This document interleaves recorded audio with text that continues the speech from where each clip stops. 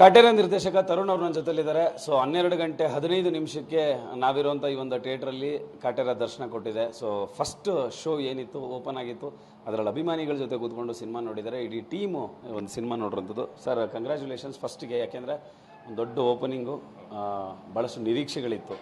ಈಚೆ ಹೋಗ್ತಾ ಇರೋ ಮುಖದಲ್ಲಿ ಒಂದು ಸ್ಮೈಲ್ ಕಾಣಿಸ್ತಾ ಇದೆ ನನಗೆ. ಸೊ ಈಗ ನೀವು ಹೇಳಬೇಕಾಗಿರೋದು ಈ ಜರ್ನಿ ಬಗ್ಗೆ, ಇವತ್ತು ಆಡಿಯನ್ಸ್ ಜೊತೆ ಕೂತ್ಕೊಂಡು ಸಿನಿಮಾ ನೋಡಿದ್ರ ಬಗ್ಗೆ, ಇಷ್ಟು ಸಹಿತ ಟೆನ್ಷನ್ನು ಈಗ ಯಾವ ಹಂತದಲ್ಲಿದೆ, ಏನಾಗಿದೆ ಅನ್ನೋದ್ರ ಬಗ್ಗೆ ನೀವೀಗ ಡೀಟೇಲಾಗಿ ಹೇಳಬೇಕು.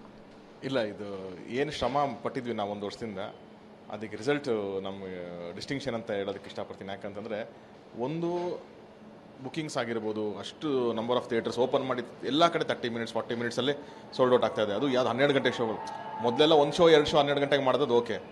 ಇಲ್ಲಿ 30-40 ಶೋಸ್ಗಳು 12 ಗಂಟೆದು, ಅದಕ್ಕಿಂತ ಜಾಸ್ತಿ 3 ಗಂಟೆದು ಮತ್ತು 5 ಗಂಟೆದೆಲ್ಲ ಮಾಡ್ತಿದ್ದಾರೆ. ಅದು 100% ಕ್ರೆಡಿಟ್ ದರ್ಶನ್ ಸರ್ಗೆ ಹೋಗುತ್ತೆ. ಯಾಕಂತಂದರೆ ಅವ್ರಿಗಿರೋಂಥ ಒಂದು ಫ್ಯಾನ್ ಫಾಲೋಯಿಂಗ್, ಅವ್ರಿಗಿರೋಂಥ ಒಂದು ಕ್ರೇಜ್ ಅದು. ಅದಕ್ಕೊಂದು ಒಳ್ಳೆ ಕಾಂಟೆಂಟ್ ಬೆರೆತರೆ ಅದು ಎಷ್ಟು ರೇಂಜಿಗೆ ಮಾಡ್ಬೋದು ಅನ್ನೋದಕ್ಕೆ ಕಾಟೇರ ಒಂದು ಎಕ್ಸಾಂಪಲ್ ಆಗುತ್ತೆ. ಅದೇ ನಮಗೆ ತಂಡವಾಗಿ ಅಥವಾ ಎಲ್ಲರಿಗೂ ನಮಗೆ ಈ ಸಿನಿಮಾ ಬಗ್ಗೆ ಒಂದು ಒಲವಿತ್ತು. ಒಂದು ನಿರೀಕ್ಷೆಗಿಂತ ನಮಗೆ ಒಂದು ಕಾನ್ಫಿಡೆನ್ಸ್ ಇತ್ತು, ಈ ಸಿನಿಮಾ ನಮಗೆ ನಾವೇನು ಅಂದ್ಕೊಂಡಿದ್ವಿ ಜನಕ್ಕೆ ಹಾಗೆ ತಲುಪುತ್ತೆ ಅಂತ ಅಂದ್ಬಿಟ್ಟು.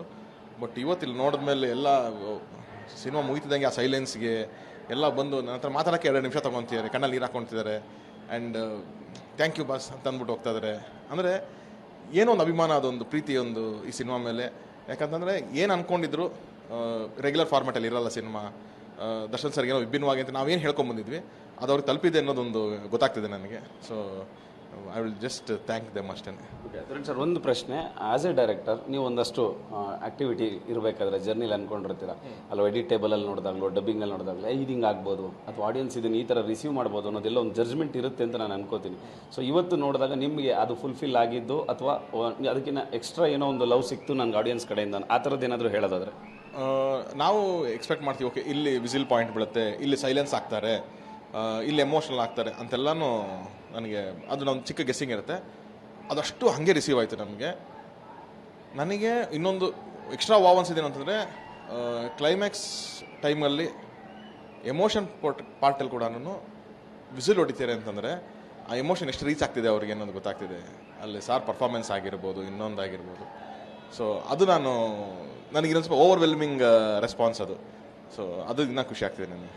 ಅಂದರೆ ನೀವು ಹೇಳಿರೋಂಥ ವಿಚಾರ ಬಂದು, ಅಂದರೆ ನಾನು ಸಿನಿಮಾ ನೋಡಿದಾಗ ನನಗೆ ಈ ಪ್ರಶ್ನೆ ಹುಟ್ಟಿದೆ. ಅಂದರೆ ನಮ್ಮ ಹಿಂದೆ ಬಂದಿರೋಂಥದ್ದಲ್ಲ, ಇದು ನಮ್ಮ ಜೊತೆಲೇ ನಡ್ಕೊಂಡು ಬರ್ತಾ ಇರೋಂಥ ಒಂದಷ್ಟು ವಿಚಾರಗಳು. ಸೊ ಇದನ್ನು ಒಬ್ಬ ಮಾಸ್ ಹೀರೋನ ಇಟ್ಕೊಂಡು ಈ ಥರದೊಂದು ಎಕ್ಸ್ಪರಿಮೆಂಟು ಅಥವಾ ಈ ಥರದೊಂದು ಅಂದರೆ ಇದೊಂಥರ ಡಿಫಿಕಲ್ಟಿನೇ ಅಂತಲೇ ಹೇಳ್ಬೋದು. ಇದು ಡೈಜೆಷನ್ ತುಂಬ ಕಷ್ಟ ಜನಕ್ಕೆ. ಸೊ ಇದನ್ನು ಮಾಡಿದಂಥದ್ದು ಇದಕ್ಕೆ ತುಂಬ ನಿಮಗೆ ಪ್ಲಸ್ ಪಾಯಿಂಟ್ ಸಪೋರ್ಟ್ ಮಾಡಿದಂಥದ್ದು ಅವ್ರನ್ನ ನೆನೆಸ್ಕೊಳ್ಳೋದಾದ್ರೆ ಈ ಸಂದರ್ಭದಲ್ಲಿ ಮೇಯ್ನ್ ಇದು ಯಾವತ್ತು ದರ್ಶನ್ ಸರ್ ಈ ಕಥೆನ ಓಕೆ ಅಂದರು ಗೊತ್ತಾ, ಅವತ್ತಿಗೆ ಈ ಸಿನಿಮಾ ಗೆದ್ದಂಗಾಗಿದ್ದು. ಯಾಕಂತಂದರೆ ಅವ್ರು ಅದೇ ಹೇಳ್ತಿಲ್ವ, ಕಮರ್ಷಿಯಲ್ ಹೀರೋ ನನ್ನ ಬೇಡ, ಕಮರ್ಷಿಯಲ್ ಒಂದಿನ ಸಿನಿಮಾ ಮಾಡೋಣ ಅಂತ ಹೇಳ್ಬೋದಾಗಿತ್ತು. ಆಯಿತು, ಅದು ಪ್ರಯತ್ನ ಪಡೋಣ ಬಾ, ಈ ಜಾನರ್ ಟ್ರೈ ಮಾಡೋಣ, ಈ ಜಾನರ್ ಯಾರೂ ಮಾಡಿಲ್ಲ, ಸರಿ ಈ ಥರದೊಂದು ಕಲ್ಟು, ಒಂದು ಟೋಟಲ್ ರಗೆಡ್ನೆಸ್ಸು, ಒಂದು ಎಮೋಷನ್ ಡ್ರಾಮಾ, ಒಂದು ಇಶ್ಯೂ ಇಟ್ಕೊಂಡು ಟ್ರಾವೆಲ್ ಮಾಡೋದು, ಅದು ಅವತ್ತಿಗೆ ಇದ್ದರೂ ಕೂಡ ಇವತ್ತಿಗೂ ಕೂಡ ನೀವು ಪೇಪರ್ ತೆಗೆದ್ರೆ ಆ ಇಶ್ಯೂಗಳೆಲ್ಲ ಇದೆ ಇವತ್ತಿಗೂ. ಸೊ ಇದನ್ನೆಲ್ಲ ಬ್ಲೆಂಡ್ ಮಾಡಿ ಅದನ್ನು ಕಮರ್ಷಿಯಲ್ ರೀತಿಯಲ್ಲಿ ಹೇಳೋಣ, ಅಂದರೆ ಕಾಂಟೆಂಟ್ ಆ್ಯಂಡ್ ಕಮರ್ಷಿಯಲ್ನ ಬ್ಲೆಂಡ್ ಮಾಡಬಹುದು, ಪಾಸಿಬಿಲಿಟೀಸ್ ಇದೆ ಅಂತ ಅನ್ನೋದನ್ನು ಪ್ರೂವ್ ಮಾಡೋಕ್ಕೆ ಅಂತಲೇ ಅಂದ್ಕೊಂಡ ಸ್ಕ್ರಿಪ್ಟ್ ಅದು. ಆ್ಯಂಡ್ ಯಾವತ್ತು ಅವ್ರು ಓಕೆ ಮಾಡಿದ್ರು ಅವತ್ತಿಗೆ ಈ ಸಿನಿಮಾಗೆ ಒಂದು ಶಕ್ತಿ ಬಂತು. ಸೊ ಇವತ್ತು ಅದರ ರಿಸಲ್ಟೇ ನಮ್ಗೆ ಕಾಣಿಸ್ತಾ ಇರೋದು. ಓಕೆ, ಒಂದು ಫೈಟ್ ಬಗ್ಗೆ ಅಂತ ನಾನು ಕೇಳಬೇಕು. ಅದನ್ನು ಜಾಸ್ತಿ ಮಾತಾಡಿದ್ರೆ ಆ್ಯಕ್ಚುಲಿ ನಾನು ಸಿನಿಮಾ ಬಗ್ಗೆ ನಾನು ನಿಮ್ಗೆ ಬಿಟ್ಕೊಟ್ಟಂಗಾಗುತ್ತೆ, ಕ್ಯೂರಿಯಾಸಿಟಿ ಬಿಟ್ಕೊಟ್ಟಂಗಾಗುತ್ತೆ. ಅದನ್ನು ಲಿಮಿಟಲ್ಲಿ ಇಟ್ಕೊಂಡು ಕೇಳ್ತೀನಿ. ಬಾಯಲ್ಲಿ ಕತ್ತಿ ಇಟ್ಕೊಂಡು ಅವರು ನಾವು ಪ್ರೀವಿಯಸ್ ಏನು ನೋಡಿದ್ವಲ್ಲ, ಇದು ಹಿಂಗಿರುತ್ತೆ ಅಂತ ಯಾರೂ ಗೆಸ್ ಮಾಡಿರಲಿಲ್ಲ. ಸೊ ಅದು ಎಷ್ಟು ನಿಮಗೆ ಚಾಲೆಂಜಿಂಗ್ ಆಗಿತ್ತು ಆ ಥರದ್ದೊಂದು ಒಂದು ಕಂಟೆಂಟ್ನ ಶೂಟ್ ಮಾಡುವಂಥದ್ದಾಗಿರ್ಬೋದು, ಅದನ್ನು ತೆರೆ ಮೇಲೆ ತರೋ. ಅಂದರೆ ನಾನು ಯಾವಾಗಲೂ ನಂಬೋದೇನು ಹರೀಶ್, ಫೈಟ್ಸು ಎಮೋಷನ್ ಇದ್ದರೆ ಮಾತ್ರ ಫೈಟ್ ವರ್ಕ್ ಆಗೋದು ಅನ್ನೋದು ನಾನು ತುಂಬ ಸ್ಟ್ರಾಂಗಾಗಿ ಬಿಲೀವ್ ಮಾಡ್ತೀನಿ. ನೀವು ಎಷ್ಟು ಕಷ್ಟಪಟ್ಟಾರು ಫೈಟ್ ಮಾಡಿ ಅದರಲ್ಲಿ ಎಮೋಷನ್ಸ್ ಇಲ್ಲ ಅಂತಂದರೆ ಅದು ನೋಡೋಕ್ಕಾಗಲ್ಲ. ಅದೇ ಎಮೋಷನ್ಸ್ ಇಟ್ಕೊಂಡು ಬರೀ ಅದು 30 ಸೆಕೆಂಡ್ ಫೈಟ್ ಇದ್ರೂ ವಾವ್ ಅನಿಸುತ್ತೆ ನಮಗೆ. ಸೊ ಹಾಗಾಗಿ ನಾವು ಲಿಮಿಟೆಡ್ ಫೈಟ್ಸ್ ಇಟ್ಕೊಂಡ್ರು ಅದರಲ್ಲಿ ಒಂದು ಕಾನ್ಸೆಪ್ಟ್ ಬರಬೇಕು, ಅದರಲ್ಲೊಂದು ಎಮೋಷನ್ಸ್ ತರಬೇಕು ಅಂತಂದಾಗ ನೀವು ಹೇಳ್ತಾ ಇರೋದು ಒಂದು ಫೈಟ್ದು ಪಾಯಿಂಟ್ ಬಂದಿದ್ದು. ಸೊ ಸಾರ್ ಕೂಡ ಹೇಳಿದರು ಕೈ ಕಟ್ಕೊಂಡು ಫೈಟ್ ಮಾಡಬೇಕು ಅಂತ. ಅಂದರೆ ತುಂಬ ಚಾಲೆಂಜಿಂಗ್ ಇತ್ತು. ಅದನ್ನು ನಾವು ಅರ್ಧ ಫೈಟ್ ಆದಮೇಲೆ ಕೈ ಓಪನ್ ಮಾಡಿಸ್ಬೋದಾಗಿತ್ತು, ಅಥವಾ ಅದು ಇಲ್ಲದೇನೋ ಹಂಗೇನು ಬೇಕಾದ್ರೆ ಮಾಡ್ಬೋದಾಗಿತ್ತು. ನಾವೇ ನಮಗೊಂದು ಚಾಲೆಂಜ್ ಹಾಕೋಬೇಕು. ಆ್ಯಂಡ್ ದರ್ಶನ್ ಸರ್ ಒಂದು ಸಿನಿಮಾದಲ್ಲಿ ಆ್ಯಾವ್ರೇಜ್ 4 ಫೈಟ್ ಅಂತ ಇಟ್ಕೊಂಡ್ರೆ 55 ಸಿನಿಮಾದಲ್ಲಿ 200 ಚಿಲ್ಲರೆ ಫೈಟ್ ಮಾಡಿದ್ದಾರೆ. ಏನು ಹೊಸದು ಮಾಡಬೇಕು, ಅಷ್ಟು ಮೀರಿ ಹೊಸದೇನೋ ತರಬೇಕಲ್ಲ ನಾವು. ಸೊ ಹಾಗಿದ್ದಾಗ ಒಂದು ಫಿಕ್ಸ್ ಆದ್ವಿ ಏನಂದರೆ, ಕತೆ ಎಲ್ಲಿ ಕೇಳುತ್ತೆ ಅಲ್ಲಿ ಮಾತ್ರ ಫೈಟ್. ಆಮೇಲೆ ಪಾತ್ರನ ಬಿಟ್ಟು ಹೋಗ್ಬಾರ್ದು. ದರ್ಶನ್ ಸರಿ ಫೈಟ್ ಅಲ್ಲ, ಕಾಟೇರನಿಗೆ ಫೈಟ್ ಅದು. ಹಂಗೆ ಮಾಡ್ತೀವಿ ಅಂದಾಗ ಬಂದಂಥ ಕಾನ್ಸೆಪ್ಟು, ಆ್ಯಂಡ್ ಅದನ್ನು ರಾಮ್ ಲಕ್ಷ್ಮಣ್ ಸರ್ ಅಷ್ಟು ಅದ್ಭುತವಾಗಿ ಮಾಡಿಕೊಟ್ರು ಅದನ್ನು. ಸರ್ ಬಿಫೋರ್ ರಿಲೀಸು ಆರಾಧನಾ ಅವ್ರನ್ನ ಥಿಂಕ್ ಮಾಡಿದಾಗ ಅಥವಾ ಅವ್ರನ್ನ ನಾವು ಎದುರುಗಡೆ ನೋಡಿದಾಗ ದರ್ಶನ್ ಸರ್ಗ ಎಲ್ಲೋ ಒಂದು ಕಡೆ ಚಿಕ್ಕ ಹುಡುಗಿ ಥರ ಕಾಣಿಸ್ಬಿಡ್ತಾರೇನೋ ಆ ಥರದ್ದು, ಅಂದರೆ ಫಿಸಿಕಲಿ ಅವರು ಪಕ್ಕದಲ್ಲಿ ನಿಂತ್ಕೊಂಡಾಗೆಲ್ಲ ಅದೆಲ್ಲೂ ಇಲ್ಲದೆ ಈಕ್ವಲ್ ಆಗಿ ಟ್ರಾವೆಲ್ ಆಗಿದೆ. ಅಂದರೆ ಒಂದು 8-10 ಸಿನಿಮಾ ಮಾಡಿದೆ ಹುಡುಗಿ ಅನ್ನೋ ಥರ ಅಥವಾ ಹೀರೋಯಿನ್ ಮಾಡಿದ್ದಾರೆ ಅನ್ನೋ ಥರ ಒಂದು ಫೀಲ್ ಕೊಡ್ತದೆ. ಸೊ ಆರಾಧನಾ ಬಗ್ಗೆ ಈ ಟೈಮಲ್ಲಿ ತಾವು ಅದನ್ನೇ ಹೇಳ್ತಾರೆ. ನಾವು ಪ್ರತಿ ಇಂಟರ್ವ್ಯೂಗಳಲ್ಲಿ ನಾನಾಗಲಿ ದರ್ಶನ್ ಸರಲ್ಲಿ ಯಾಕೆ ಅವಳ ಬಗ್ಗೆ ಅಷ್ಟೊಂದು ಹೇಳ್ತಾ ಇದ್ವಿ, ಒನ್ ಟೇಕ್ ಆರ್ಟಿಸ್ಟ್ ಆ ಹುಡುಗಿ ಒಳ್ಳೆ ಫ್ಯೂಚರ್ ಇದೆ. ಯಾಕೆ ಅಂತಂದರೆ ಕೆಲವ್ರಿಗೆ ಸ್ಕ್ರೀನ್ ಪ್ರೆಸೆನ್ಸ್ ಅಂತ ಒಂದಿರುತ್ತೆ, ಅದು ತುಂಬ ಇಂಪಾರ್ಟೆಂಟ್. ಸ್ಕ್ರೀನ್ ಬಿಟ್ಟು ಹೆಂಗೆ ಕಾಣಿಸ್ತೀರ ನೀವು ಅನ್ನೋದು ಇಂಪಾರ್ಟೆಂಟ್ ಅಲ್ಲ, ಸ್ಕ್ರೀನ್ ಮೇಲೆ ಹೆಂಗೆ ಕಾಣಿಸ್ತೀರ ಅನ್ನೋದು important. That is called screen presence. ಆ ಹುಡುಗಿ ಅದ್ಭುತವಾದ ಸ್ಕ್ರೀನ್ ಪ್ರೆಸೆನ್ಸ್ ಇದೆ. ಆ್ಯಂಡ್ ನೋಡೋದು ತುಂಬ ಸೈಲೆಂಟು, ಒಂಥರ ತಮಾಷೆ ಇರ್ತಾಳೆ. ಬಟ್ ಪಾತ್ರ ಪರ್ಫಾರ್ಮೆನ್ಸ್ ಅಂತ ಬಂದಾಗ ತುಂಬ ಚೆನ್ನಾಗಿ ಹೋಮ್ವರ್ಕ್ ಮಾಡ್ತಾರೆ, ತುಂಬ ಚೆನ್ನಾಗಿ ಪರ್ಫಾರ್ಮ್ ಮಾಡ್ತಾರೆ. ಸೊ ಅದು ದೈವಿಕವಾಗಿ ಕೂಡ ಹುಡುಗಿಗೆ ಬಂದಿದೆ. ಆ್ಯಂಡ್ ಅವರು ಒಂದು 2 ವರ್ಷ ಬಾಂಬೆಲಿದ್ದು ಟ್ರೈನಿಂಗ್ ಎಲ್ಲ ತೊಗೊಂಡು ಅದು ಕೂಡ ಕಲಿಕೆ ಕೂಡ ಇದೆ. ಸೊ ಹಾಗಾಗಿ ಇಷ್ಟು ಇಂಪಾರ್ಟೆಂಟ್ ಪಾತ್ರ, ನೀವು ಸಿನಿಮಾ ನೋಡಿದಾಗ ಗೊತ್ತಾಯ್ತು ಅದು ಎಷ್ಟು ಇಂಪಾರ್ಟೆಂಟ್ ಇದೆ ಪಾತ್ರ ಅಂತ ಅಂದ್ಬಿಟ್ಟು ಅಂತ. ಸೊ ಹೀರೋ ಪ್ಯಾರಲಾಗಿ ಟ್ರಾವೆಲ್ ಆಗುವಂಥ ಒಂದು ಪಾತ್ರ ಇದೆ ಅಂತಂದಾಗ ನಾವು ಅಷ್ಟು ರಿಸ್ಕ್ ತೊಗೊಂಡು ಇಷ್ಟು ದೊಡ್ಡ ಪ್ರಾಜೆಕ್ಟಲ್ಲಿ ಹುಡುಗಿ ಕ್ಯಾಸ್ಟ್ ಮಾಡ್ತೀವಿ ಅಂದರೆ ಅದು 100% ಆ ಹುಡುಗಿ ಪೊಟೆನ್ಷಿಯಲ್ಗೋಸ್ಕರ ಕ್ಯಾಸ್ಟ್ ಮಾಡಿರೋದು ಹೊರಟು ಇನ್ನು ಬೇರೆ ಯಾವುದಕ್ಕಲ್ಲ.